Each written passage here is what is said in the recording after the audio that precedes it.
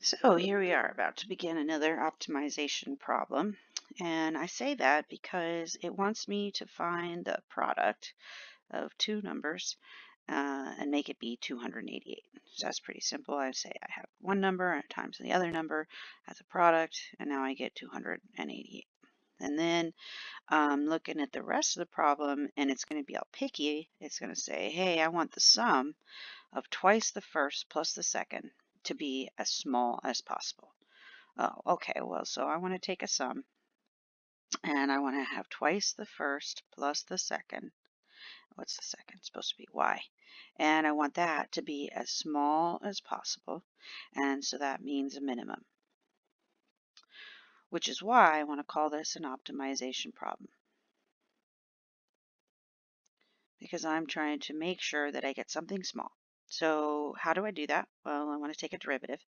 And one thing I notice about related rates problems and optimization problems is that there's often two equations, and those equations have a relationship with one another, and in fact can be used to simplify before you take a derivative. So I've got two variables there, and I don't want to use any implicit differentiation here. So I'm going to divide by x on both sides.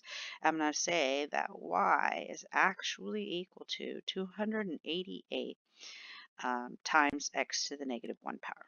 And I'm going to plug that in right here. Okay, so I'm going to say that my sum is equal to 2x plus 288 times x to the negative 1 power. And I'm going to take the derivative of that now, because I only have one variable now. That makes taking the derivative very easy. The derivative of the sum is equal to 2 plus 288 over, oh, sorry, taking the derivative here. Okay, the derivative of x to the negative 1 is negative 1 comes down out in front. X is now reduced by a power of 1. So there you go. That's my derivative. And I might even, combine like terms here and say, or sorry, do some multiplying of coefficients here and say that I have 2 minus 288, and now x is squared in the denominator. And that is my derivative. And in order to find my critical number, I want to set it equal to 0 and solve it. I'm going to add that to both sides, and I'm going to get 2 equals 288 over x being squared.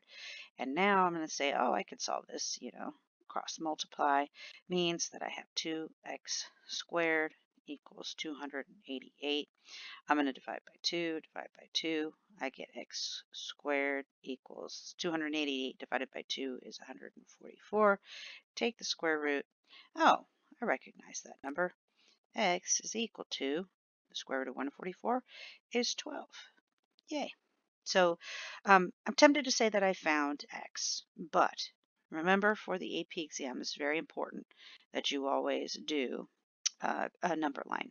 So this is my critical number, my candidate for a minimum. And so this is the sum number line, and I'm going to put 12 on it, and then I'm going to pause and I'm going to take a look at the domain of my original functions. And I'm saying that this guy is, in trouble. The domain when x is equal to 0. So x is equal to 0 is not in the domain of this function. And why did I pause to take a moment to think about that?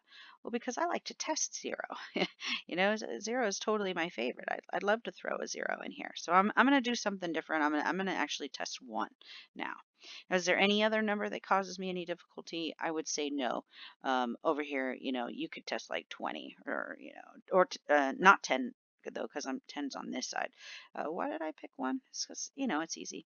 If I plug a 1 in right here, then I basically have 2 minus 288, and that's going to be a negative number. So that's why I picked 1. But what about any other number? Well, 20 squared is going to be a big number. It's 4,000, and so no 400, and I know that that's bigger than 288. So this becomes a fraction. Okay, 280 over 400, that's a value that's less than 1. So 2 minus something less than 1, is still definitely going to be positive. Okay, and if you're struggling with this idea, you might want to take a moment, put it into a calculator, and it'll give you a number. It'll give you a positive number here. Okay, now I know that the slope was negative and then the slope was positive, and so I could say that I have a minimum at x equals 12. And then as far as finding the next number goes, I could plug it into my original equation. My original equation is that y equals 288. And when I divide by 12, it turns out that what I get is y equals 24. And again, you can use a calculator to confirm that, or, a little bit of long division. So y equals 24. Sorry about the lag there on my computer.